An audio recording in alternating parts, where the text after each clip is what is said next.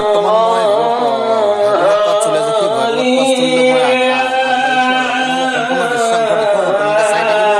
Assam blogger বুবু, আৰু মই বৰ্তমান ভাগৱত পাঠ য'ত চলি আছে সেই ভাগৱত পাঠ স্থলীতে বৰ্তমান মই আছোঁ।